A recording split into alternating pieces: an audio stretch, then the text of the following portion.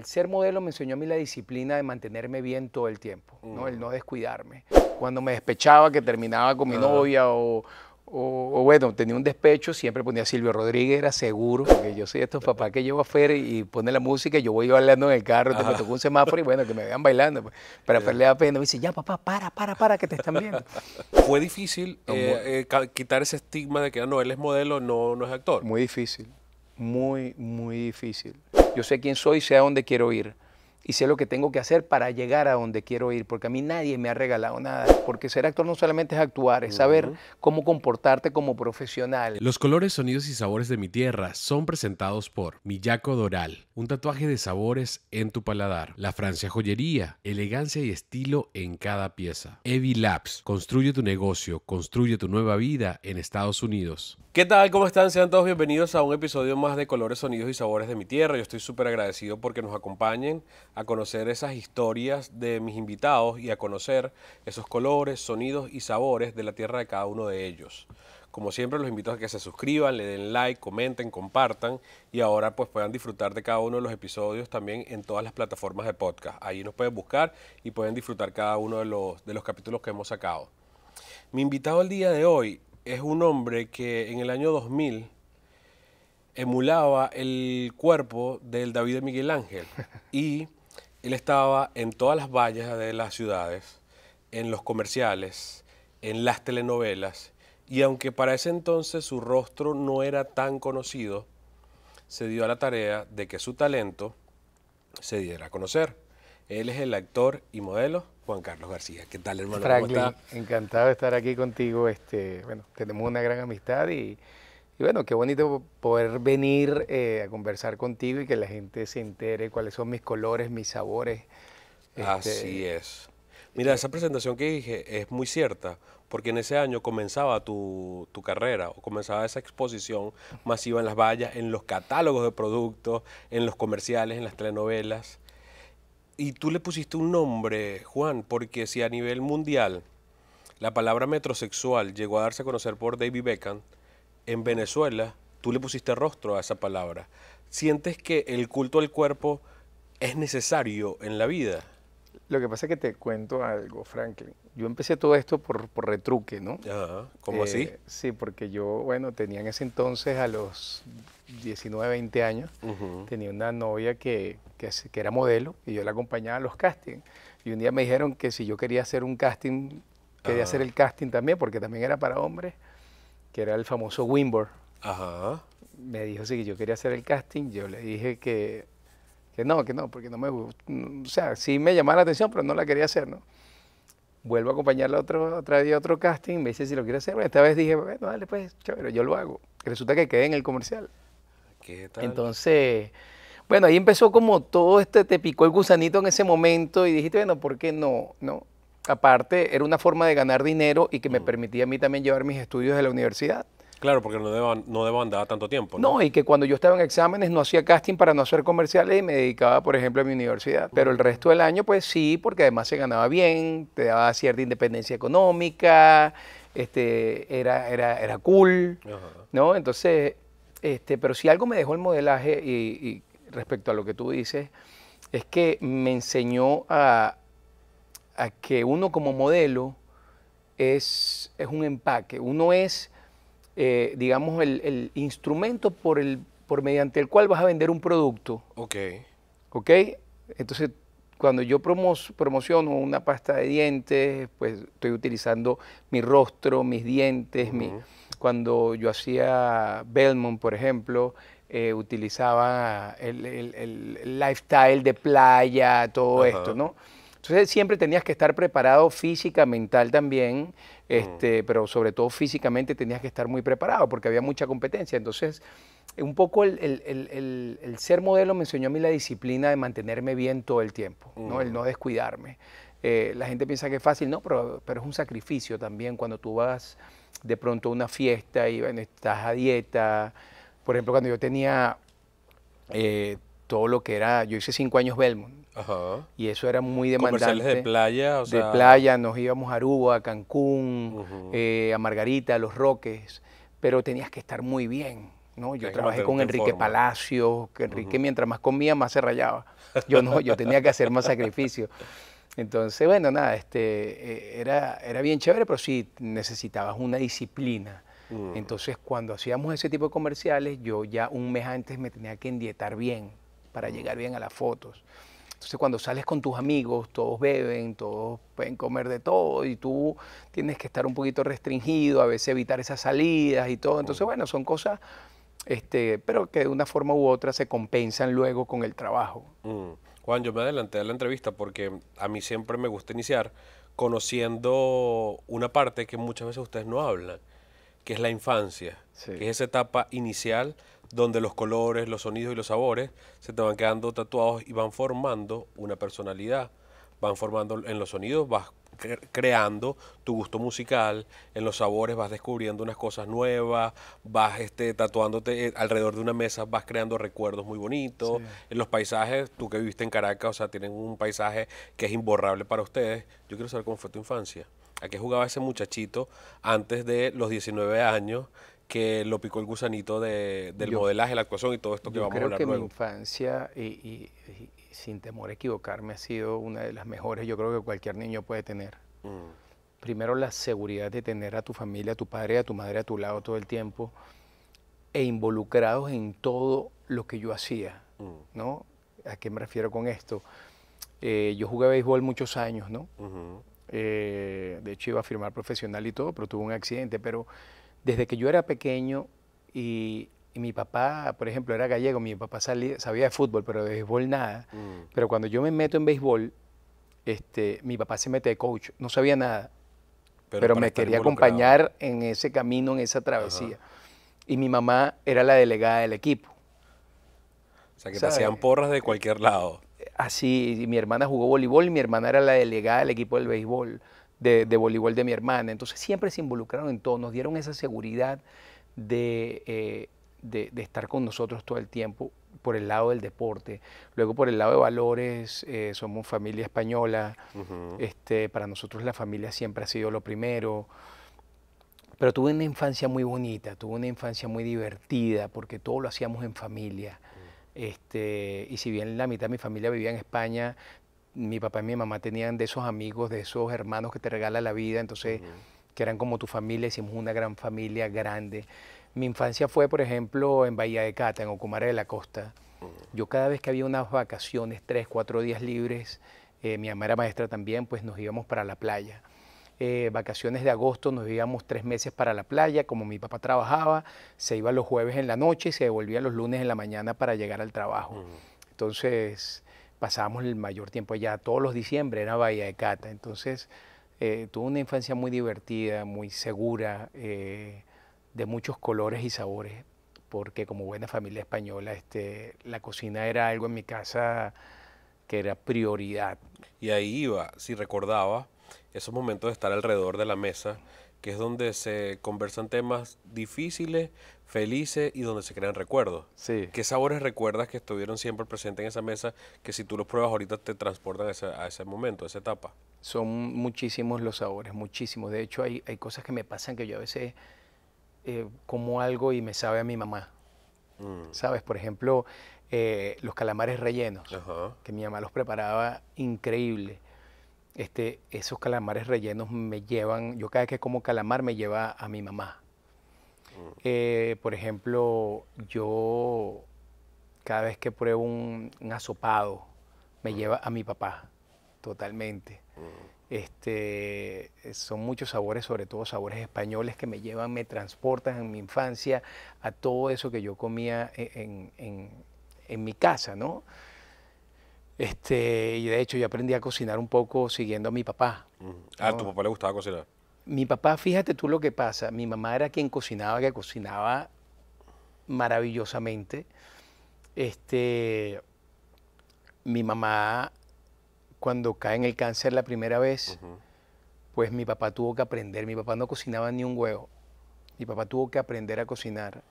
Y mi papá, te lo puedo jurar, que se convirtió en casi un chef de lo bien que cocinó, de lo bien que cocinaba, Se de lo bien que hacía aplicaba. las cosas. No, era, y le encantaba luego ir al mercado a comprar sus verduras, íbamos, lo llevaba a La Guaira, al mercado de pescadería, a Ajá. comprar sus pescados, a comprar sus cosas. Entonces, luego, de verdad, aprendió a cocinar increíblemente mi papá, a raíz de lo que le dio a mi mamá, porque cocinaba él entonces en la casa, para que mi mamá descansara. Pero, por ejemplo, el pulpo me transporta a mi papá y yo aprendí a hacer pulpo y amo cocinar porque amo cocinar sobre todo las cosas que aprendí de ellos. Porque cuando cocino y cocino algo que me enseñaron ellos, pues me transporta un poco y me lleva a recordar esos momentos, Los momentos esos felices. olores, Ajá. esos olores y esos sabores. Qué sabroso, de verdad. Y con respecto a la música, porque dices que tu papá es gallego, pero está en una tierra totalmente distinta. ¿Qué sonidos estaban presentes en tu casa cuando no tenías la potestad de escoger tú la música? ¿Qué escuchaba papá y mamá en esa casa? Bueno, en mi casa era muy musical porque mi papá, como te digo, era gallego. Ujú, De hecho, yo salí a él, a la familia de mi papá, porque la familia de mi mamá era andaluza y el andaluz tiene mucho arte. ujú. Mi abuela era profesora de piano, en mi casa había un piano. Arte y sufrimiento en su música y todo Sí, eso. correcto. Mi abuela era profesora de piano, Ajá. teníamos un piano en la casa, mi abuela daba clases particulares, venían niños a la casa, pero lo que son las cosas, venían niños a la casa, pero mi abuela nunca nos dio clases ni a mi hermana ni a mí, Ok. ¿no? No sé si es porque no nos vio talento para la la música. música. Mi hermana sí, porque mi hermana inclusive canta bellísimo. Pero como la familia de mi mamá es andaluza, tenía mucho arte. Mi mamá, por ejemplo, tocó guitarra, cantaba flamenco. Ella siempre tenía sus vestidos de flamenco, esos de colores, de pepas. Cada vez que viajaba a España, una maleta nada más era para sus vestidos, que se traía a España. ¿Y bailabas también? Sí, sí, bailaba, claro, como Ajá. buena andaluza bailaba flamenco bellísimo. Entonces cada vez que se reunía toda la familia, ella sacaba sus vestidos o se llevaba sus vestidos donde fuéramos, ella se ponía sus vestidos y había un show de flamenco de mi mamá. Eso era seguro. Y bueno, nada, entonces la música siempre estuvo presente en mi casa. Mucha música española, mucha música andaluza. Por ejemplo, en mi casa se escuchaba mucho José Luis Perales, se escuchaba mucho Rafael, se escuchaba mucho Rocío Dúrcal, se escuchaba Lola, mucho Lola Flores y Lola, todo eso se escuchaba muchísimo. Sobre todo cuando íbamos a Cata, me acuerdo que en ese entonces no existían los celulares, no existían nada. Como hoy en día tú te vas de viaje y le das a un niño una tablet durante el viaje Entretente. Ajá. para que se entretenga. Pues nosotros no. Y eran 3 horas de viaje y bueno, lo que hacíamos era cantar en familia dentro del carro. A veces nos dormíamos, pero mucha música había en el carro. Entonces yo aprendí mucho de la música española a través de estos viajes que hacíamos, de los cassettes que se ponían en el carro, que grababa mi mamá, que grababa mi papá, y que nos divertíamos mucho cantando todas esas canciones en el carro. Y cuando tú empiezas a crear ese soundtrack personal, ¿qué cassette o qué disco fueron los primeros que compraste que dijiste, esta música me gusta, aparte de la que ya conocí por mi papá y por mi mamá? ¿Que compré o que me compraron de niño? De las dos. ¿Tú Por recuerdas ejemplo, el primero que tú en mi infancia me compraste? marcó Enrique y Ana, Ajá, que eran un dúo español. ajá, sí, sí, sí, infantil, de Infantil, música infantil, sí, sí, de música infantil. Me marcó mucho porque yo ponía el disco a cada rato, cantábamos sus canciones, mi mamá también. El disco, el LP. El O LP, ya el LP, no, ajá, no, ajá. LP. Y como mi mamá era maestra de preescolar, entonces mi mamá Claro, estaba muy las involucrada usaba. en todo lo que era la música infantil, todo eso. Mi mamá montaba los actos de fin de año y ajá. los actos de Navidad del Mater Salvatoris. Entonces, bueno, un poco siempre estuve involucrada en toda esa parte. Enrique y Ana me marcó mucho de chamo. Menudo por mi hermana me Ajá. marcó mucho también, pero ya más adolescente yo, mi hermana era más chama. Pero ya de grande cuando empecé a escuchar yo, por ejemplo, cuando me despechaba, que terminaba con mi novia o bueno, tenía un despecho, siempre ponía Silvio Rodríguez, era seguro, Ajá. seguro. O el unicornio azul. El unicornio azul, correcto. Siempre escuchaba a Silvio Rodríguez y lloraba en mi cuarto. Pero, por ejemplo, yo amo YouTube. Entonces, para mí, YouTube marcó mucho mi época. Pink Floyd marcó mucho mi época. Por ejemplo, me pones una canción de Pink Floyd, The Wall, y me transporta a ir por las curvas del parque Henry Pittier para ir hacia Cata. cuando bajé de Maracay hacia Cata. Me transporta ahí porque siempre la ponía porque yo viajaba mucho de noche para poder jugar con las curvas, con las luces de los carros. Entonces cada vez que iba de noche allá ponía Pink Floyd porque el ambiente me transportaba a esa canción. Entonces era mucho de ese rock comercial, de ese rock no fuerte, no heavy, pero me gustaba mucho ese tipo de música. ¿Y actualmente qué escuchas?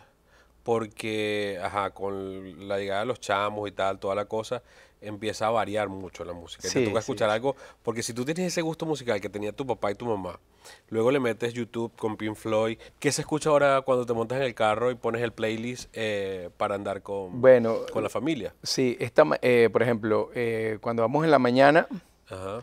cuando yo voy a Fer al colegio en la mañana, son las canciones que le gusta a Fernanda y siempre me dice que pare, porque yo soy estos papás que llevo a Fer y pone la música y yo voy bailando en el carro, entonces me tocó un semáforo y bueno, que me vean bailando. Pues. Pero a Fer le da pena, me dice, ya papá, para, que te están viendo. Pero sí, normalmente en las mañanas pongo un soundtrack, por ejemplo, ahorita está pegada con Red de Descendants, de la nueva Descendants. Y bueno, por ejemplo, la parte de reggaetón no le ponemos mucho, por ejemplo, las canciones de Camilo sí, porque son canciones, de hecho, ella fue con nosotros a un concierto de Camilo y lo conoció porque creo que las canciones de Camilo las pueden escuchar Sí, los las letras niños. las pueden Las disfrutar los letras, chamos, sí. son bien light para los chamos, ¿no? Pero normalmente voy con un playlist de las canciones que a ella le gusta. Y Juan, y si nos vamos a los paisajes, sabes que yo los paisajes, cuando digo colores, sonidos y sabores, los colores yo los relaciono a los paisajes, esas postales que se nos quedan tatuadas en Sí. la memoria. Con lo que has venido conversando, yo podría deducir cuáles son esos paisajes que tienes tatuados, pero si tú cierras los ojos ahorita, ¿qué ves de Venezuela? Un inciso antes de ir con Ajá. ese tema, porque no te dije el playlist cuando viajo. Ajá. Cuando viajo mi playlist es rock en español o guaco. Soda Estéreo, tal, todo O eso. guaco, sí. Nanitos Verdes, Soda Estéreo, todos los grupos que me marcaron entre los 20 y los 30 años. Que Qué era buena cuando música, iba para la definitivamente. playa con mis panas, Los Pericos, Ajá. todas esas canciones. O guaco, que no puede faltar en un viaje, Y eso te un mantiene trayecto activo de por una lo hora menos. con mis Ajá. canciones de guaco. Se pasa rapidito. Rapidito. Entonces, bueno, esos son los playlists que Giovanni y yo escuchamos más o menos cuando vamos de viaje, rock en español o también un poco Hombre G, Ajá. un poco de todo eso, vamos cantando todos en el carro, nos divertimos, pero sí es un poco ese playlist. Y ahora volviendo a la pregunta tuya, esos colores que me llevan a un paisaje, por ejemplo, el azul es un color que me transporta a Bahía de Cata. De hecho, te envío una foto de Bahía de Cata que siempre me va a marcar, que es la que se toma desde el mirador donde se ve la bahía perfectamente con los dos edificios donde teníamos apartamentos nosotros. Entonces me transporta un poco a eso. O sea que si yo digo que si tienes un paisaje que te recuerda a Venezuela, es esa postal, la Bahía de Cata. Que me recuerda a Venezuela, Ajá. Bahía de Cata, esa postal es impelable. El verde me lleva a mi Caracas, amada por el Ávila, Ujú. que es algo que yo lo disfruté al máximo el Ávila porque hacía mucho ejercicio allá. Y un poco también el verde también me transporta a la Gran Sabana. Cuando veo montañas me acuerdo de la Gran Sabana porque fueron 2 viajes que hice con mi mamá y mi papá. De hecho, en uno de ellos ya yo manejaba y como mi papá no manejaba, compartíamos, mi mamá y yo nos turnábamos. Tu papá nunca manejó. No, nunca manejó. En serio, pero porque De no los aprendió, pocos no le hombres que gustaba. nunca manejó, no le gustaba manejar, ¿Qué tal? no le gustaba. Siempre mi mamá lo llevaba, lo traía o se iba en las mañanas en carrito para su trabajo, Ajá. caminaba mucho por eso, porque no manejaba. Mm. O le daban la cola hasta la estación del metro, después se iba para su trabajo en metro, pero no, nunca manejó. Y ya después de que murió mi mamá, pues ya después tenía que tener un chofer que lo llevara y lo trajera, ¿no? Exacto. Pero bueno, es de los pocos hombres que yo conocí, si no el único, que no le gustaba manejar.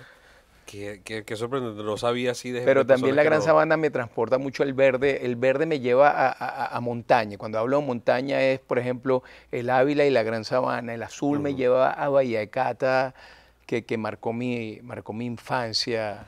Igual cuando entrevisté a Emilio Lovera, él decía que un color que siempre le gustaba mucho era ver ese azul de de los inviernos en Caracas, que es un azul totalmente sin nube y Espectacular, recortado, que recorta el Ávila. Es espectacular. espectacular.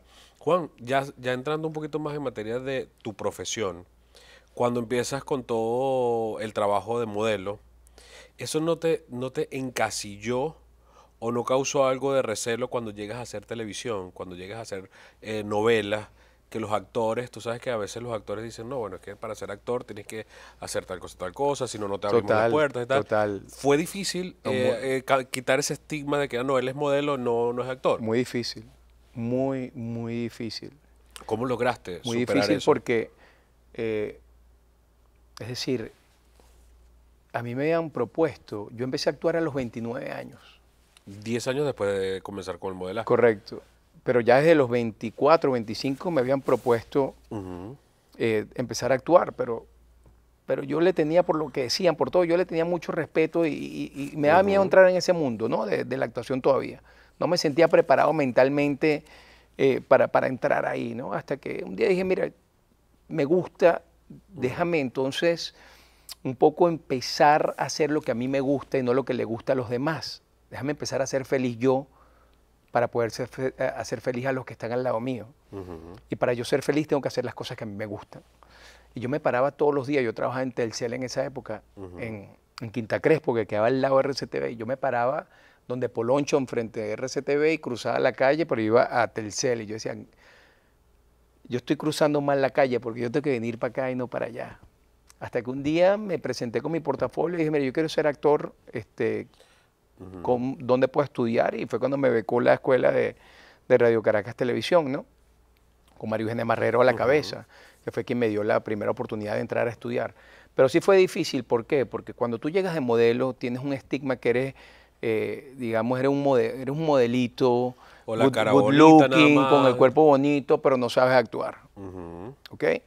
Para actuar tenías que estudiar 3 años, 4 años, no importa si tienes El talento, pero si no, método y si tal, no todo. estudiaste, si no tienes el método, entonces todo esto te hacía, es decir, le dieron la oportunidad porque es good looking, porque tiene buen cuerpo, pero es mal actor. Bueno, nadie nace aprendido. Yo empecé a estudiar. Si dentro de mis estudios, mientras estoy estudiando, me dan una gran oportunidad, pues tengo que aprovecharla, ¿no? Entonces, pero hay algo que me caracteriza a mí, que yo nunca le echo caso a lo que me dicen afuera. No, o sea, Haces oído sordo para mí al ruido. ese ruido de verdad a mí no me hace nada. No me hace nada porque yo sé quién soy, sé a dónde quiero ir.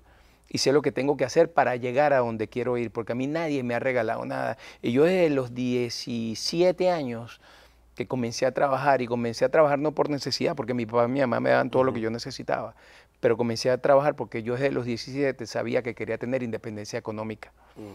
Entonces, como a mí nunca me han regalado nada, y yo desde los 17 años me mantengo yo, y las cosas que he conseguido ha sido por mérito propio, entonces simplemente hice oídos sordos y empecé a enfocarme en aprender, en trabajar y en aprovechar las oportunidades que me dieron. Pero sí fue muy difícil, me encontré con muchos actores que yo creía amigos y luego me enteré de cosas que decían por detrás, pero tampoco soy rencoroso. Juan, y dijiste algo muy importante, que nunca has prestado atención a lo que dicen los demás o a lo que dicen atrás. Me imagino que es la gente sin importancia, porque ponte, si es un consejo de papá y mamá, creo que si uno presta Ah, no, atención y no, todo claro. esto, ¿no? ¿Dónde aprendes a no prestarle atención a ese ruido externo? Porque es muy difícil. Actualmente vivimos en una generación de cristal, donde un hater se puede meter en tus redes sociales y te puede decir cualquier barrabasada, o sea, cualquier cosa mala, y la gente se lo puede creer. Pero ¿dónde se aprende a no hacer caso a esas cosas, a esos ruidos? Mira, yo creo que la vida me llevó a entender cosas. Yo soy una persona muy picada. Es, una de mis pri- es uno de Eso mis, somos dos. es uno de mis principales defectos. Yo soy muy, muy picado. Ajá. Pero así como soy muy picado, soy una persona muy sensible a la vez, ¿no? La vida misma me enseñó a tomarme las cosas un poco con calma, ¿no? y a no actuar en caliente, sino actuar, a pesar de que a veces actúo en caliente, pero en este tipo de cosas, por ejemplo, yo leo a veces los comentarios de los posts y de verdad hay gente que provoca contestarle y decirle 3 cosas. Y a veces las escribo, pero no las mando. Pero las escribo un poco para desahogar cómo me siento en ese momento. Pero trato de que eso no me afecte, porque ¿qué pasa? Que tendemos a que si hay 100 comentarios, hay 98 buenos y 2 malos, te quedas con los 2 malos, en vez de quedarte con los 98 buenos. Entonces, como hay una persona que me enseñó mucho, Michael Melamed, que es un gran amigo mío, me enseñó mucho a este tipo de cosas, ¿sabes? Yo llamaba a Michael cuando me pasaban cosas y le decía, Michael, me está pasando esto, ¿qué opinas tú? Y me daba consejos que a mí me sirvieron, ¿no? En la vida. Y si algo me enseñó es que no puedo quedarme con lo malo. No puedo quedarme con lo malo, tengo que quedarme con lo bueno, porque quédate con el 2% si te puedes quedar con el 98%. Totalmente. Y en cierta oportunidad yo escuché a alguien decir que si te crees al 100% todas las cosas buenas que te dicen, también vas a ser propenso a creerte el 1% de las malas que te digan. Entonces es como mejor mantenerse neutral. Ni creerte todo lo bueno que te dicen, porque a veces la gente te va No, y yo sé que yo cometo mis errores y no soy el mejor actor. ¿Ok? No soy el mejor actor. Yo todavía estoy en proceso de aprendizaje, nunca terminas de aprender, pero trato de hacer bien mi trabajo, trato de escuchar a los directores, trato de llegar a tiempo, de ser disciplinado, porque ser actor no solamente es actuar, es saber cómo comportarte como profesional. El respeto a los compañeros. Entonces yo me he ganado mucho el respeto porque saben la persona que soy, saben cómo soy como actor, como profesional, como amigo y como compañero. Porque, por ejemplo, si algo yo puedo decirte es que soy de los pocos actores que jugaba la liga de softball interna de Venevisión con todos los técnicos. O sea, los conocía. Éramos 2 o 3 actores solamente que jugábamos ahí. Y yo jugaba con el equipo de camarógrafos de Venevisión. Y yo iba todos los domingos a mis juegos de béisbol y después me quedaba con ellos compartiendo. ¿Sabes? Entonces, aprendes mucho de esa gente, sobre todo a poner los pies en el piso. Claro. A que el ego no te invada y no pienses más allá de lo que de verdad eres o de dónde debes estar. Creo que lo que acabas de decir es lo que te hace un gran profesional. Aun cuando tengas la humildad para reconocer que no eres el mejor actor, te mantienes aprendiendo.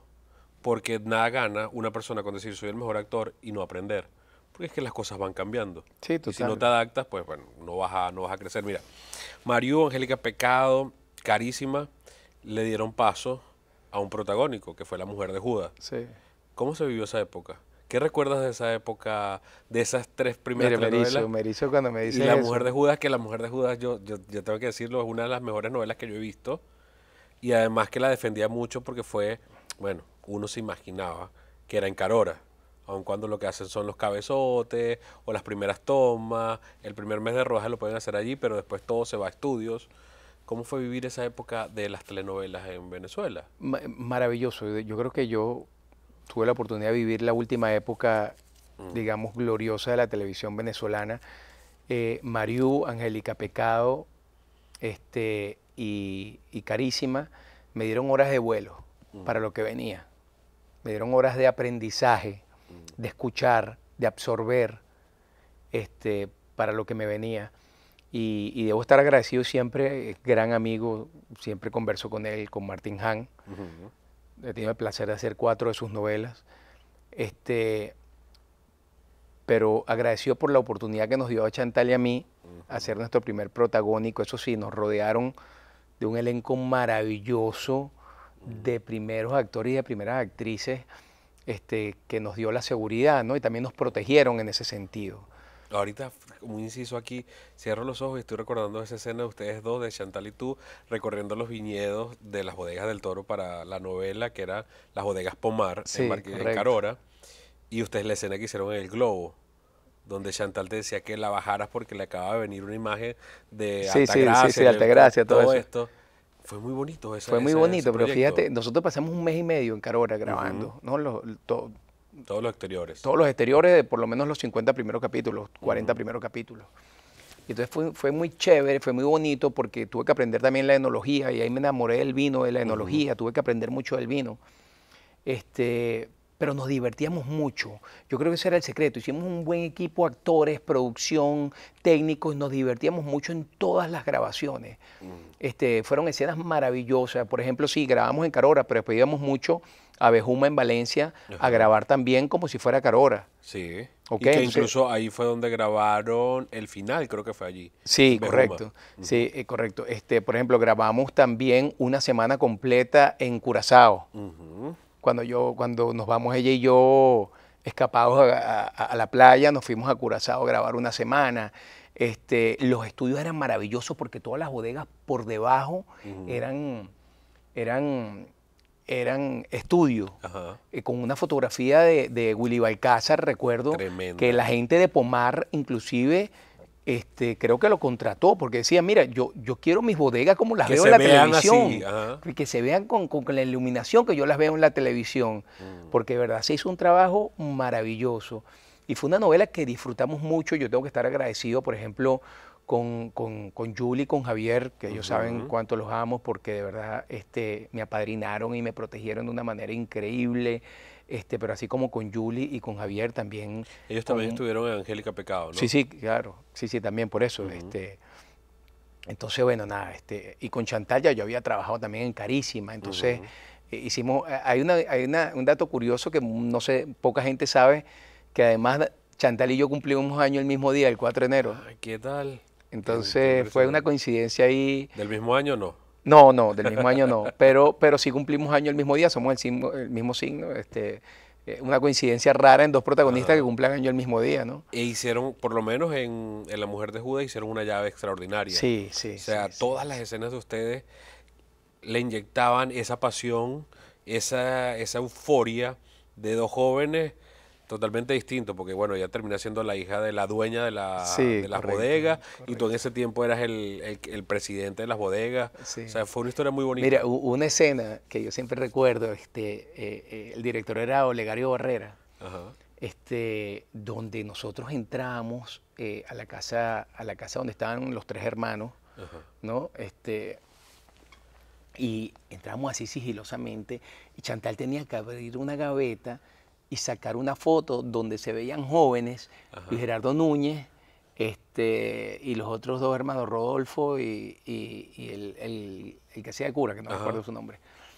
Pero Luis Gerardo Núñez intervinieron la foto y lo pusieron como flaco así, con frenillos. Entonces, cuando Chantal saca esa foto, mira, de verdad la risa era una cosa. Entonces, parábamos la escena porque nos reíamos. Ajá. Entonces, bueno, vamos a empezar de nuevo, señores, vamos a ponerle seriedad, vamos de nuevo de arriba. Y vamos así sigilosa. Cuando abrí el cajón y sacaba la foto, no volvíamos a reír.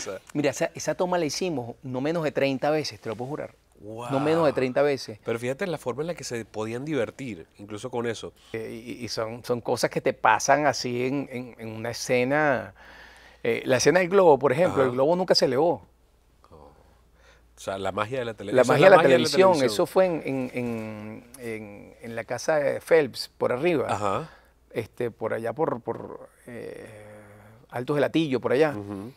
El globo era estático, pero claro, estaba como puesto sobre un ventilador así pegándonos el viento. Pero después cuando lo ves en televisión, la magia de la televisión, tú decías, wow, ¿cómo? Te juro que yo pensé que ustedes habían volado. ¿Cómo se transporta? En estos días me mandaron la escena por Instagram. Por Instagram. Y la vi, yo dije, wow, de verdad parece que estuviéramos en un globo, ¿no? Y me escribían mucho de Rusia también, por La Mujer de Judas. De Rusia. La novela fue, de hecho, ahorita que tuve la oportunidad de hacer una obra de teatro aquí con Giovanna, la que hicimos. Yo con Mi Arte Tengo. Un día fue una muchacha rusa a verme porque me quería conocer en persona. Porque había visto La Mujer de Judas. La Mujer de Judas, sí, allá en Rusia. Juan, ¿cómo se vive esa añoranza de lo que un día fue y que al pasar el tiempo parecerá que se hubiese desvanecido? Yo añoro mucho esa época de mi vida porque de verdad, primero en RCTV éramos una gran familia porque en RCTV había un gran lobby donde estaban todos los camerinos. Entonces se grababan 6 novelas al mismo tiempo porque estaba la novela de la 1 que grababa, la novela de las 2, la de la 9 y la de las 10. Eran 4 novelas. Y luego Normalmente 2 de esas novelas, el del horario de la tarde y el horario de la noche, estaban terminando. Entonces ya tenía que grabar Las la otras novela que que iba venían. por ellos. Ujú. Entonces eran 6 novelas que se grababan al mismo tiempo, más La Rochela. Entonces imagínate, eso era como una gran vecindad de amigos que nos veíamos todo el tiempo. Yo, por ejemplo, cuando tenía 6, 7 escenas de por medio, me iba a ver La Rochela, cómo la grababan, porque me reía muchísimo cuando veía cómo grababan en vivo. Y lo mismo me pasaba en Venevisión también. Éramos mucha gente, te divertía. Yo me paraba en las mañanas y iba a trabajar y yo decía, gracias Dios por permitirme ir a trabajar en lo que a mí me gusta. Te daba gusto. Me ir a daba gusto trabajar. ir a trabajar, ¿no? Y añoro mucho esa época porque, de verdad, fueron épocas maravillosas de mi carrera profesional y que de verdad hace falta. Cuando piensas en esos momentos, hace falta y ojalá pueda volver y que la última etapa de mi vida pueda volver a disfrutar de eso. Ahí a eso iba, porque pasaron 10 años donde la televisión venezolana no produjo, o más de 10 años sin producir dramáticos. ¿Cuáles son las oportunidades que tienen los actores venezolanos hoy en día para hacer su trabajo y eso que tanto anhelan y eso que tanto les apasionaba? Porque como tú lo describen todos los actores. Esa gran familia que se fue formando al encontrarse en los lobbies de los canales y saber que habían tantas producciones alrededor. Sí. Bueno, mira, nosotros, por ejemplo, salimos de Venezuela porque íbamos a dar a luz. Teníamos dos opciones, o venir a Estados Unidos o ir a México, porque Giovanna nació en México, su familia es mexicana y teníamos la oportunidad de ir allá. Decidimos México porque era donde nosotros podíamos tener una plataforma para desarrollar nuestra carrera, al igual que dábamos a luz y criábamos a nuestra hija. Porque en México se hacían todas las producciones. ¿Qué pasa? ¿Qué tiene en contra el venezolano cuando sale, por ejemplo, ya sea a México o a Miami? El acento. El acento que no es neutro. El acento que no es neutro. Que no es neutro Que porque no es soy que mexicano. no es neutro. Porque fíjate que yo hablo neutro. Ah. ¿No? Entonces, es un poco eso, Cual, sí. Es la perfecta pronunciación de las S. Exactamente, el hablar neutro es Ajá. pronunciar todas las letras que tiene una palabra. Nosotros, por ejemplo, decimos el reloj, y no es el reloj, es el reloj. Ajá, tal cual. No decimos pared, no es la pared, es la pared. Ajá. ¿Sabes? O sea, ese tipo de cosas que en los canales les gusta que pronuncies todo y que nosotros nos comemos todos los finales de las palabras. Las ¿no? jotas y Sí, todo. entonces el venezolano, ¿qué tiene que hacer cuando sale de Venezuela? Trabajar mucho en la dicción. En la dicción, dicción, para poder pronunciar todo. ¿Qué pasa? Que luego agarras y estás trabajando afuera, por ejemplo, qué sé yo, Daniel Elvitar, que ahorita está viviendo un buen momento, en México. Su Instagram, pues la mayoría de las cosas que él hace ahorita van dirigidas al público que lo está viendo, Que es el mexicano. que es el mexicano, y a lo que él quiere hacer, y quien lo está viendo también son los productores mexicanos. Entonces, él tiene que hablar así en sus redes sociales, tratar de hablar así, excepto cuando tengas momentos ya tuyos, Íntimos, personales, familia y todo, íntimos, sí. que sí, hablas como tú hablas, pero el resto tienes que hablar así. ¿Qué pasa? Que entonces te empiezan a escribir por las redes sociales, ay, ahora te crees mexicano, ahora esto, ahora Qué lo otro. ridículo, No, es tanto. que tienen que entender que para uno, el venezolano, cuando sale afuera es difícil por el tema pronunciación. Entonces uno tiene que trabajar mucho toda la parte de dicción para poder trabajar afuera. ¿Y a ti se te ha hecho difícil conseguir oportunidades tratando de romper esa barrera del acento neutro, de la tanta competencia? Porque llegas a un país donde no solamente son los venezolanos los que vienen. Llegas a Miami donde hay mexicanos, cubanos, argentinos, de todas partes hay aquí en Miami, Sí. convergen aquí. ¿Se te ha hecho difícil conseguir las oportunidades? En México tenías que intentarlo, pues tenías que intentarlo. Tuve 2 veces a punto de hacer buenos proyectos con una buena oportunidad, pero al final se iban por un mexicano, ¿no? Ese es el contra que tenemos muchas veces, ¿no? Y aquí en Estados Unidos también, o sea, a ver, el mexicano siempre va a tener un paso adelante sobre los demás por el Tener una tema, cierta ventaja, por el sí. tema ser mexicano, porque sabemos que el mayor La torta de consumo, en la publicidad, sí. torta de porcentaje, el mexicano ocupa un gran porcentaje en los Estados Unidos, que es a quien está dirigido básicamente todo eso. Todo el contenido. ¿Ha Sí. cambiado un poquito? Sí, pero sí se han hecho difícil las oportunidades, conseguir las oportunidades por ese tema, por el tema que te estoy diciendo. Pero bueno, siempre hay que tocar la puerta, siempre hay que intentarlo, siempre hay que trabajar en pro de, porque tú no sabes en qué momento te va a llegar la oportunidad a ti, ¿no? Bueno, y En llega qué, el en 2024. qué momento te puede llegar otra oportunidad, ¿no? Mm. Y por eso es que tienes que quitarte un poco también el estigma de soy protagonista, tengo que protagonizar. No, tú eres actor ante todo. Si a mí me vienen con un proyecto, con un buen personaje, no importa que no sea el protagonista o el antagonista, pero es un buen personaje que me va a permitir a mí primero aprender, desarrollar un nuevo personaje, desarrollarme como actor y que me conozcan en un sitio donde no me conocen mucho, pues lo hago como estoy haciendo ahorita, Y a en la eso iba. participación especial. Llega el 2024, llega una oportunidad que es Sed de Venganza con Telemundo. ¿Cómo consigues esta oportunidad? ¿Cómo te abres paso para llegar ahí? ¿Y cómo abrazas esa reconciliación con la actuación en una telenovela o en una teleserie, como le llaman ahora? Sí, bueno, primero que nada, como actor tú tienes que tener un buen manager. Un manager es importantísimo, sobre todo cuando no estás en tu país, cuando estás en sitios donde no te conocen. Porque un manager al final uno es un producto y el manager lo que te tiene que ocupar es de vender el producto que tiene o los productos que tiene, ¿no? Entonces, bueno, en esa búsqueda decidí hablar con Daniel Ferrer, porque primero me conoce muchísimo, no solamente como actor, como persona también, porque tuvimos oportunidad de girar 2 años con Venezolanos Desesperados. Como toda familia, nos hemos reído, hemos llorado, nos hemos puesto bravos, hemos discutido, todo, pero eso forma parte también del aprendizaje de conocer a los demás, ¿no? Tal cual. Entonces, bueno, nada, decidí emprender esta aventura con Daniel, ya como manager, y bueno, nada, me propuso esta oportunidad, me dijo, es una participación especial, es así, así asado, creo que es importante porque es la entrada en Telemundo, es empezar a que te vean en Telemundo, que ya tienes permiso de trabajo, que ya puedes actuar. Yo le dije, dale, Vamos a a mí darle. me encanta porque primero es, como tú dices, una reconciliación con el set, con la televisión, y aparte es empezar a hacer que ese universo empiece a girar en pro de, ¿no? Empezar como a mover todas las piezas para que empiecen a encajar de nuevo. Entonces, volver a sentirte actor otra vez, ¿no?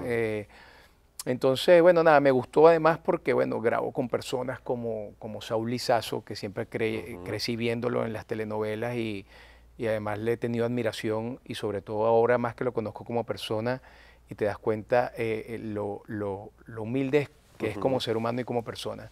También Carlos Torres, también grabo mucho con él, gran persona también. Entonces, bueno, me ha tocado también entrar en un nuevo canal, pero con personas que me lo han puesto fácil. Y Juan, ¿hacía cuánto tiempo no entrabas a un set de televisión donde ves toda la maquinaria, a los técnicos, eso que tú recuerdas de jugar softball con ellos los domingos, y eso que tú dices, los camerinos de las 6 producciones que se hacían, pero cuando entrabas a estudio, era como entrar a un universo distinto? Sí, ¿Desde cuándo no entrabas a un estudio y cómo viste esta entrada a los sets para grabar ahorita Set de Venganza, que actualmente la estás grabando? sí, mira, a los estudios no entraba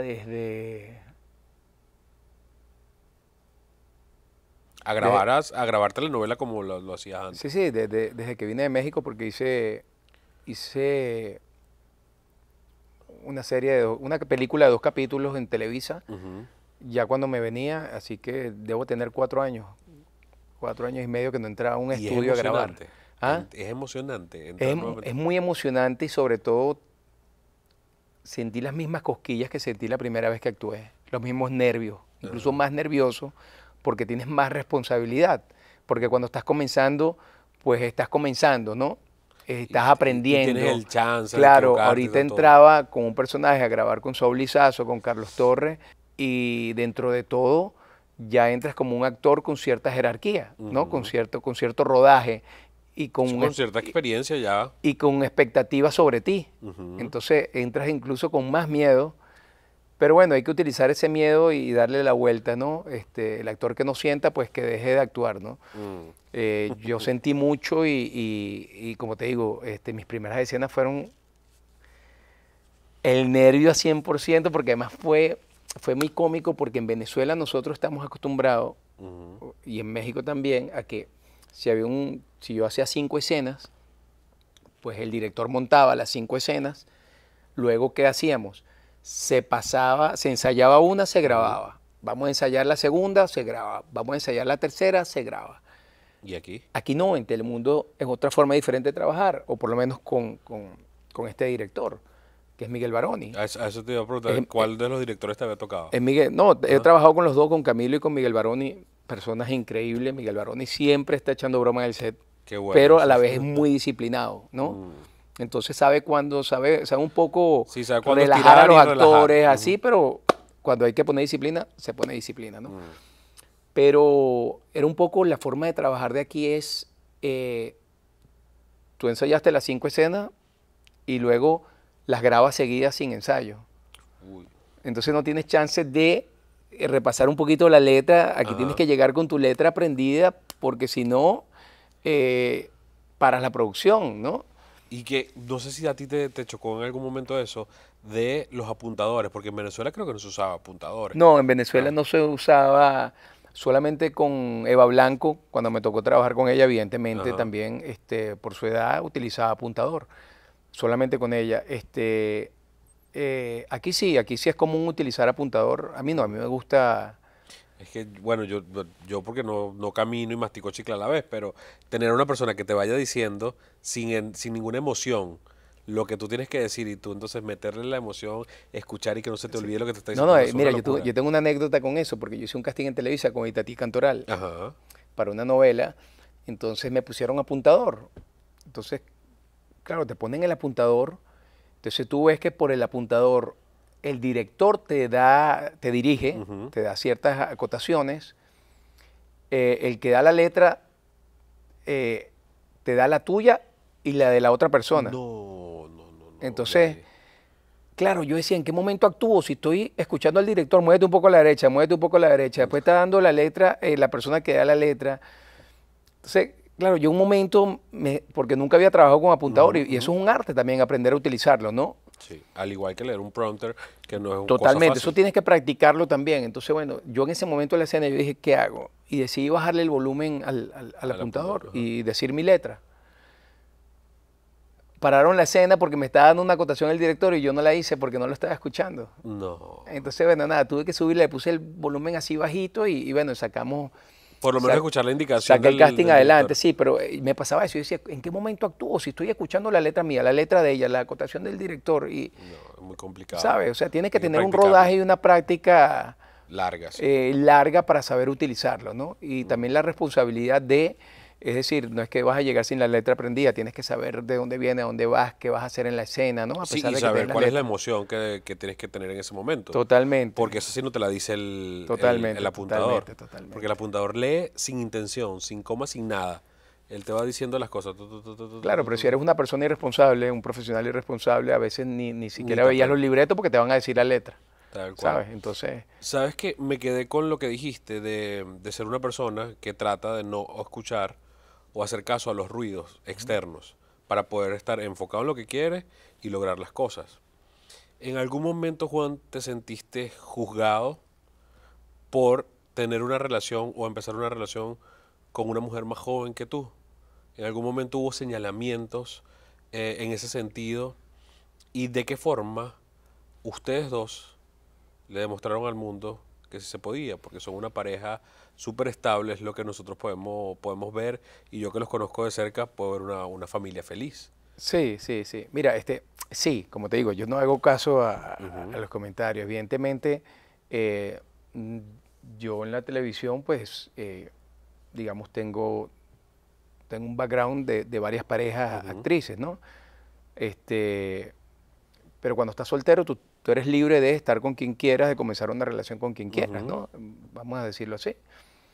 Cuando llega Giovanna, claro, mi preocupación no era por mí, por lo que dijeran de mí, es decir, ¿cómo lo tomaría yo? Mi problema era de que ella no hiciera caso a todas las cosas que le podían decir sobre mí, ¿no? Y un poco mi trabajo con ella, porque sí le llegaban muchas cosas, era decirle, mira, cree en mí, cree en lo que tú ves y en lo que sientes y en lo que yo te transmito. O sea, no vivas la experiencia en base a lo que te digan o a lo que fue con otra persona. Claro. ¿Sabes? Vive la experiencia conmigo, vamos a vivir esta experiencia juntos. Y al principio fue bastante difícil, debo decirlo.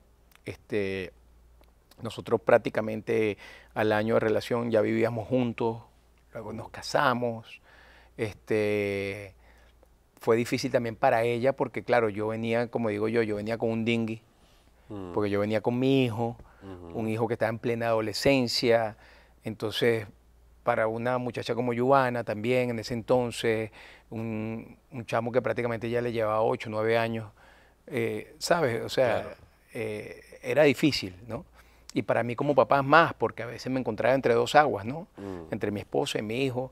Pero gracias a Dios salimos adelante como familia y yo creo que ya el último año en Venezuela, y luego irnos a México, el tema COVID, que dentro de lo malo que fue el COVID, a nosotros nos ayudó muchísimo como pareja, como matrimonio, porque nos unió más. Y hoy en día yo sí te puedo decir que tenemos una relación súper estable, súper bonita, una familia hermosa. Y bueno, hoy en día muchas de las personas que no creyeron en esta relación, O que apostaban a que o que fracasara. apostaban a que íbamos a fracasar, y fíjate tú, ya tenemos 14 años juntos. ¿Cuál es el secreto, Juan, para lograr eso? Yo creo que el secreto es, uno, comunicación, paciencia, De ambas partes. de ambas partes, sí, de ambas partes, y compartir momentos, ¿sabes? Compartir momentos. Gracias a Dios, ella y yo somos muy parecidos en todo, los dos somos muy deportistas, los dos somos muy familiares. Entonces, eso también nos ha unido mucho, mucho como familia, ¿no? Y un poco también, sobre todo de la parte del hombre, saber que la mujer también tiene que realizarse como mujer, como profesional. Es Te un tema de explico- complementarse, me Te imagino. explico por qué. Giovanna en un momento le tocó grabar una serie, Enemigo Íntimo 2, allá en México, con un personajazo. Hizo un trabajo maravilloso con Telemundo. Grabó 4 meses.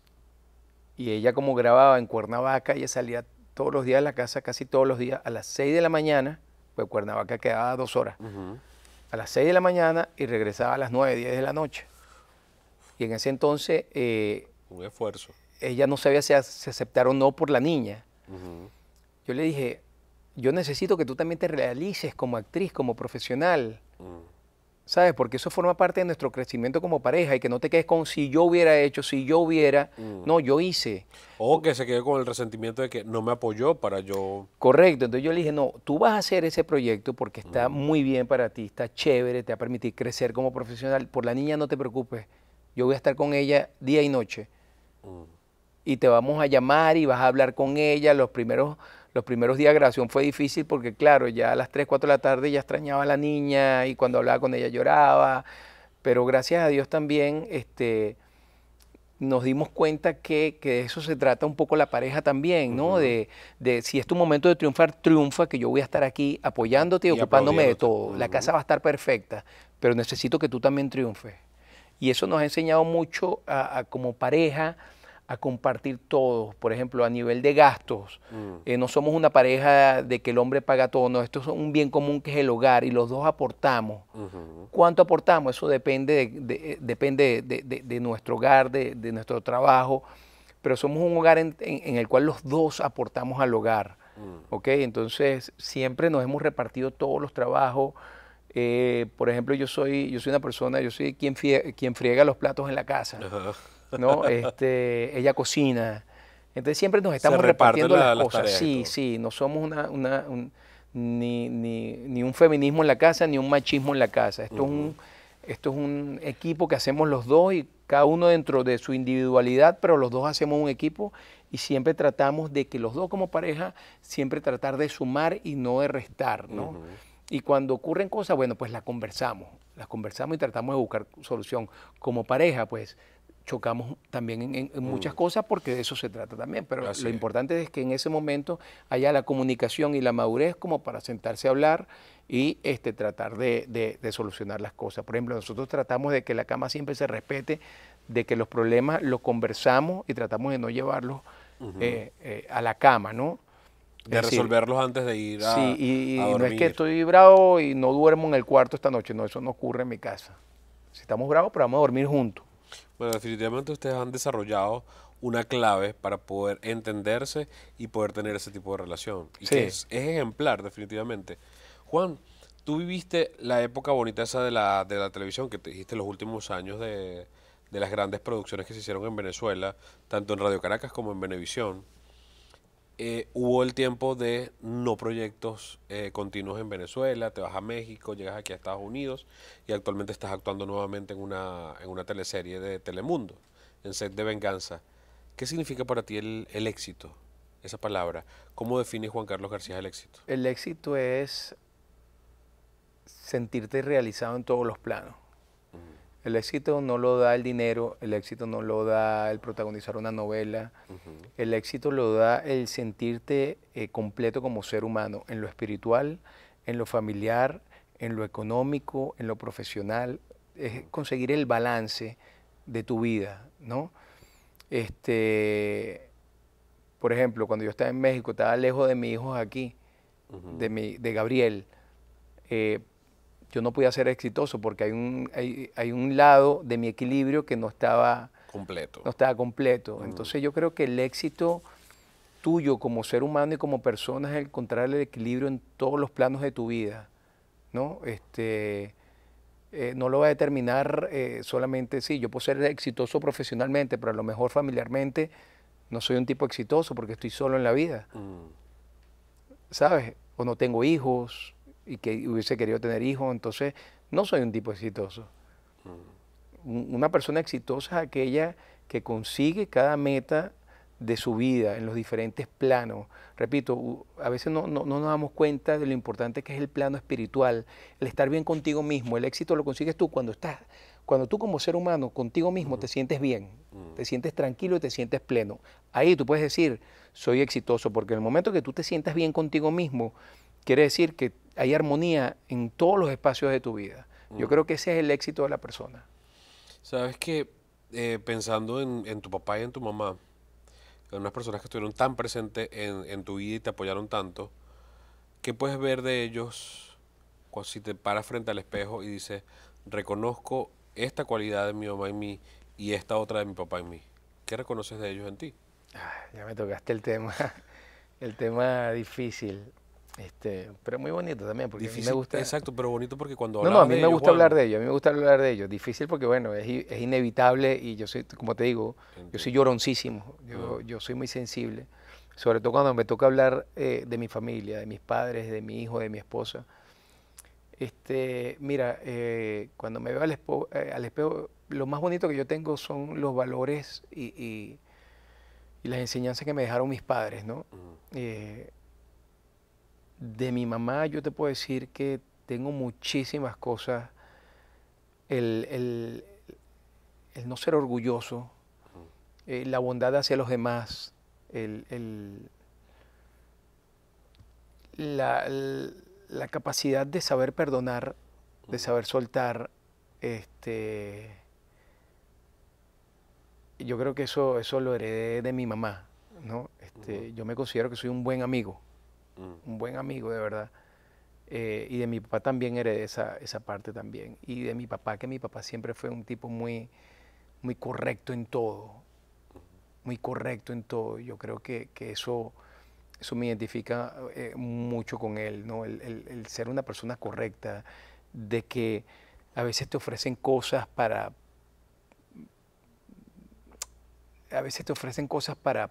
triunfar económicamente y saber decirle no, porque no es O mi, conseguirlo fácil. no conseguirlo fácil y no es mi forma de ver la vida, ¿no? Yo creo que el trabajo es la forma más fácil de conseguir las cosas. Y yo creo que toda esa disciplina de mi papá como profesional, como amigo, también me identifico mucho con toda esa parte toda esa parte de la perseverancia también para conseguir las cosas.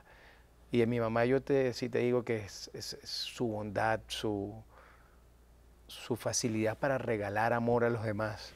Yo soy una persona también muy, como te digo, me considero un buen amigo, me considero que trato de ayudar siempre a los demás también y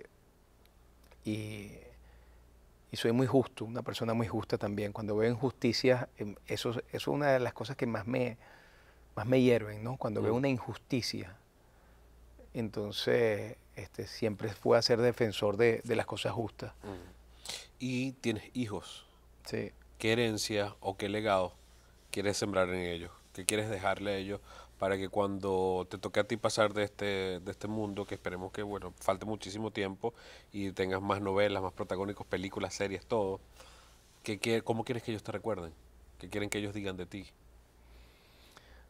Sabes que estoy en una etapa ahorita, yo tengo a Gabriel y a Fernanda, y lo que yo más quiero crear para ellos son momentos, porque los momentos que yo haga ahorita con ellos van a ser sus recuerdos del mañana. Y yo quiero que me recuerden siempre como un papá que siempre estuvo ahí con ellos, que siempre, cada vez que me necesitaban estaba ahí, como un papá alegre, como un papá cariñoso, como un papá que siempre los abrigó y les dio la seguridad para que pudiesen desarrollarse como persona, y que si le logro transmitir la mitad de los valores y principios que mis viejos me dieron a mí, pues yo sería el hombre más feliz del mundo. Pero sí quiero que me recuerden como el papá que creo que soy. ¿Cuál crees, Juan Carlos, que ha sido el mejor consejo que te han dado? Bien sean tus viejos o durante toda tu No, mis trayectoria. viejos muchísimos, pero hay varios consejos que me han dado, ¿no? Primero, mis viejos, puede sonar como un tópico, pero siempre es algo que te identifica, ¿no? Que es que no importa qué vayas a hacer, pero trata de ser el mejor en lo que tú decidas hacer, ¿no? Eso siempre me lo decía mi papá y mi mamá, y es lo que trato de hacer. El otro que me dio mi mamá, sobre todo, fue que no importa quién sea, en esta vida todos somos iguales, ¿no? Es un poco para trabajar el ego, ¿no? De que no importa quién seas, dónde estés, aquí todos somos iguales. Para anclarte un poquito a tierra. Sí. Y el otro fue, ¿cómo se llama? Que me dijo Michael Melamed, que me dice, mira, cuando tengas un problema grande, te buscas uno más grande y ese ya será un problema chiquito. ¿No? Oye, eso está interesante. Está interesante, depende cómo lo veas, ¿no? Pero es verdad, pues, o sea, son muchos los consejos que me han dado, sobre todo profesionalmente, en la vida, y yo trato de agarrar cada uno de los consejos. Los directores con los que he trabajado, que de verdad se han convertido en amigos míos, trato de absorber y de tomar en cuenta cada consejo que me dan mis productores, los actores, mi esposa, mi hermana, mi papá. O sea, siempre en la vida va a haber gente que te va a dar un consejo, depende de la situación en la que te encuentres. Mis amigos, mis grandes amigos, que son de esos hermanos que yo escogí, son muchos los consejos que te van a dar. Lo importante es que tú estés claro quién eres y hacia dónde quieres ir, y de los errores que cometas, pues aprender, porque al final los errores lo que te dan son enseñanzas que te ayudan a ser mejor ser humano. Entonces, nada, yo trato de agarrar todos los consejos que me den para ser mejor persona. ¿A qué le temes, Juan Carlos García? A la muerte. A la muerte, no por la muerte en sí, sino que quiero vivir toda la vida con mis hijos y mi esposa, ¿sabes? O sea, no quiero que se acabe ese momento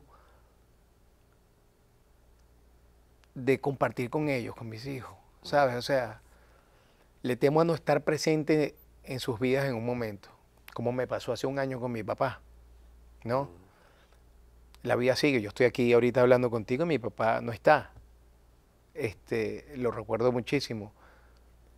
Pero es tan bonito lo que estoy viviendo con mis hijos y con mi esposa y con mi familia, que es como esta novela de tu vida que no quieres que se acabe, ¿sabes? Que no quieres que se acabe y quieres que dure para toda la vida. Te entiendo O sea, yo este totalmente. momento con mi familia no quiero que se acabe. Y eso es algo que no sé si será eh, eh, la edad, la crisis de los 50, pero es algo que te empieza a rondar cuando estás durmiendo, y si le falto, y cuánto me quedará, cuando yo tenga tanto, ya va a tener tanto. Pero bueno, estoy tratando ahorita, trabajando en eso de no proyectarme, sino de vivir el aquí y el ahora, ¿no? De disfrutar cada De momento con disfrutar ellos. cada momento. Por eso trato de crear todo esto, ¿no? De crear todo esto y de estar. Gracias a Dios por el trabajo que tenemos, Giovanna y yo estamos todo el día con Fernanda. No se van a perder Somos ningún padres momento con ella. afortunados de poder estar todo el día con Así es. sus hijos. Entonces, bueno, eso también ayuda un poco a que ella esté llena de momentos con nosotros dos. ¿Qué le diría Juan Carlos a ese muchachito que jugaba fútbol y al que su papá se convirtió en el coach del equipo y la mamá se convirtió en la representante que estaba allí presente, que no logró ser beisbolista, pero que logró forjarse una carrera en el modelaje y en la actuación, que lo han traído y lo han convertido en el hombre que es hoy en día? ¿Qué le dirías a ese muchachito si lo tuvieses hoy enfrente? Eh, Le diría gracias. Gracias porque ese muchachito, con todas sus horas de vuelo, me convirtió en la persona que soy hoy. Le daría gracias por todo lo que vivió, por todo lo que disfrutó y por las veces que se equivocó, porque me hacen el ser humano y la persona que soy hoy en día. Pero volvería a nacer y haría las mismas cosas que hice, no le quitaría nada. De verdad que sí, como te digo, creo que tuve una infancia, una de las mejores infancias que puede tener un niño, y, y- y eso me hace parte del ser humano que soy hoy en día. Y Y, eso se lo debo a mis padres. y qué afortunado fuiste de tenerlos y de que estuviesen presentes en tu vida. Somos de una tierra, como lo describiste, de unos azules intensos, de unos verdes que definitivamente, como lo dice Soledad Bravo en una canción, son penetrantes, y de los sabores exquisitos, de esos sabores que se consiguen alrededor de una mesa con la familia. Si te digo, preséntale Venezuela a una persona que no la conozca, regalándole un paisaje, una canción y una comida, ¿cómo sería esa presentación a esa persona que no conoce nuestro país? Esa presentación, un paisaje es difícil escoger uno, ¿no? Porque tienes la gran sabana que es increíble, tienes los roques, tienes los médanos, pero si me quedo con un paisaje, yo creo que me quedaría con la gran sabana. Y si estoy allí en la gran sabana, viendo esa inmensidad de paisaje, con el Aullantepuy por allá a lo lejos, ¿qué estoy comiendo? ¿Qué estás comiendo? Es que para mí lo que más nos identifica es una buena arepa. Una buena arepa y un café. O sea, eso en mi casa no puede faltar. No puede faltar. Te diría el pabellón, que es la comida criolla, pero te mentiría si, o sea, yo pienso Una arepa. en una arepa, una buena arepa. Y tengo esa arepita, así como una mesa como esta, con el café, viendo ese paisaje. ¿Qué canción estoy escuchando para conocer Venezuela? Para conocer Venezuela, ¿qué canción estarías escuchando? Si te diría hacia Abuelo Raso, llevo tu luz y tu aroma en mi piel, Ajá. ¿no? Si te digo ahorita sí, fue la primera que me vino a la mente. Pero es que justo va a hacer la pregunta y entonces empiezo a pensar en todos los cantantes, todas las canciones, pero yo creo que yo cuando estoy así en sitios venezolanos lo que me provoca escuchar es música llanera, ¿no? Porque creo que que es como una música ya que nos identifica recia así, y me gusta escuchar cuando estoy así en paisajes como ese. Me Un gusta escuchar Reinaldo ese tipo. Arma, Sí, y Luis sobre Silva, todo Romeo tipo Olivo. contrapunteo, así, Ajá. así bien bonita. O si me dijeras, yo te dijera una sola canción, que es Mercedes de Simón Díaz. Decimos, Juan Carlos, yo estoy inmensamente agradecido, hermano, de que te hayas tomado tu tiempo, que hayamos logrado esta entrevista, porque más allá de conocer al actor, al modelo, he podido conocer un ser humano extraordinario, con valores y principios que le inculcaron desde casa, con ese valor de ser un padre presente para cuando tuviese sus chamos, porque el que quieras estar presente en la vida de Gabriel y de tu chama, de Fernanda, no es que te nació así de la noche a la mañana, es que lo viste con tus papás y quieres replicar eso que tú sentiste en la vida de ellos, de ese compromiso de hacer las cosas bien, de que aunque reconozcas, no soy el mejor actor, no, pero soy el más aplicado. Y la disciplina dice más que el talento, dice muchísimo más y abre muchísimas más puertas.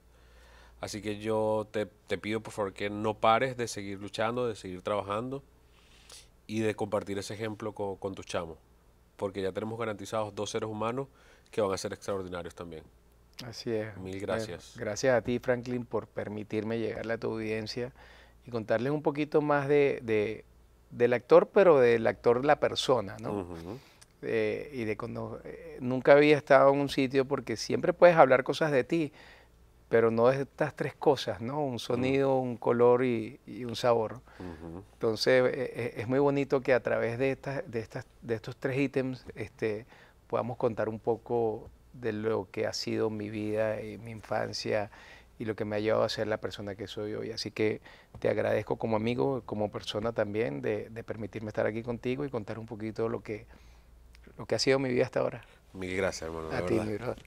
Mira, mis anunciantes te han mandado unos regalos. Ah, sí. La gente de Millaco Doral te envió un gift card para que vayas a probar el Ah, mejor qué sushi bueno. que hay en la ciudad del Doral. Qué bueno. Ellos están tatuándose en el paladar de sus comensales. Ok. Tú comes ahí y el sushi es espectacular. Y la fusión entre peruano y japonés lo hace único. Bueno, comí allá el día del cumpleaños de Daniel. Ah, exacto. Ya Pero, conoces la comida. pero de por sí, porque yo trabajé en Perú Ajá. y amo la comida peruana, y mi comida favorita es el sushi. Ah, Entonces, bueno, ahí esa vas a fusión es poder- perfecta por ese lado. Vas a poder disfrutarlo. Y esto es una vela vegana que hace la gente de Terramater Studios. Y mira la figura que tiene ahí, la silueta que tiene. Ah, tiene el Ávila, El Ávila. una belleza. Para que lo puedas tener en tu casa. Es una vela que no Hermosa. contamina, así que si tienes mascota o para los chamos es vegana, así que no va a hacer daño. Bellísimo. No, nos gustan mucho las velas porque además siempre yo tengo el Sagrado Corazón de Jesús en mi cuarto. Ujú. Yuba tiene la Virgen Morena, Ujú. patrona de México, La Guadalupe. la Guadalupe. Entonces, bueno, nada, siempre somos muy de vela. Son familias creyentes, son familias de fe. Somos Ustedes. familia de fe, sí, somos familia de fe. Yo, digamos, el tema, y te lo hablo así abiertamente, el tema de los curas, ay, a mí me... Y eso que soy muy de familia Católica. católica, mi mamá era muy católica, íbamos a misa siempre. El tema de los curas estoy ahí todavía, pero sí como templo me da mucha paz ir a rezar, ir a pedir Mm. y agradecer también, porque es importante no solamente pedir, sino agradecer. Entonces Bueno, sí por- somos muy creyentes desde nuestro interior también. Porque eso creo que es lo importante. Que ustedes dos puedan tener una relación directa con Dios y ser agradecidos con Él. Sí, correcto, Que correcto. el ser humano. Y así lo manejamos y así Tengamos se lo- diferencias o no con el ser humano, bueno, las podemos tener, Ah, pero con Dios no tenemos las Correcto, y así diferencias. se lo estamos inculcando a Fer, y Fer va a ser católica, va a ser su primera comunión, ya la vamos a preparar para la primera comunión y todo, y lo que ella decida también como religión, bueno, ahí vamos a estar con ella. Qué bien. Bueno, hermano, muchísimas gracias. Gracias a ti, Franklin. Los colores, sonidos y sabores de mi tierra fueron presentados por Millaco Doral, un tatuaje de sabores en tu paladar. La Francia Joyería, elegancia y estilo en cada pieza. Evi Labs, construye tu negocio, construye tu nueva vida en Estados Unidos.